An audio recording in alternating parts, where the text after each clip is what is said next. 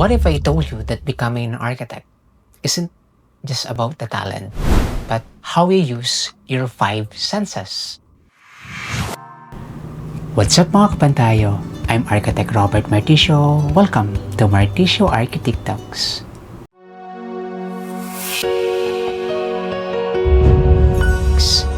First is your sense of sight.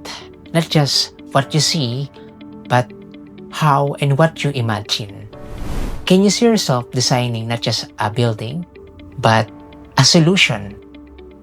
Helping communities, protecting lives, creating sustainable spaces? If you can see that future, then you are already on your way. Next, your sense of hearing. In architecture school, you don't just listen, you absorb ideas. Every lecture, every critic, every conversation builds your foundation. Because what you hear shapes what you think, and how you think becomes your design. Then comes the sense of taste. This is your experience architecture for real.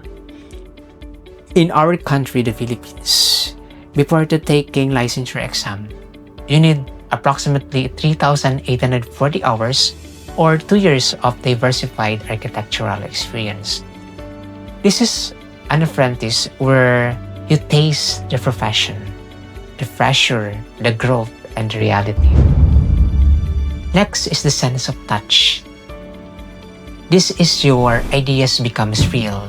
You draw, you build, and you create. You feel every detail, from concept to construction. And here's one thing that you'd never forget. Document your journey. Keep your logbook updated.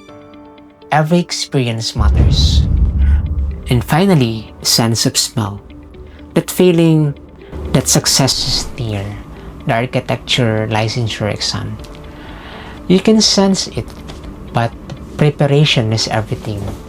If you're not prepared yet, then review center will guide you.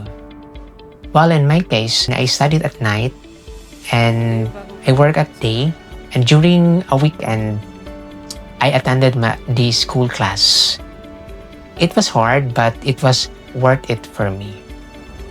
So remember this, becoming an architect is not about what you know or you have the talent. It's about the senses, what you see, hear, smell, touch, and feel your journey. Use your five senses and design not just as the structure, but a better future. If this inspired you, don't forget to share this video to your friends. Mga kapantayo, salamat sa pagdalan.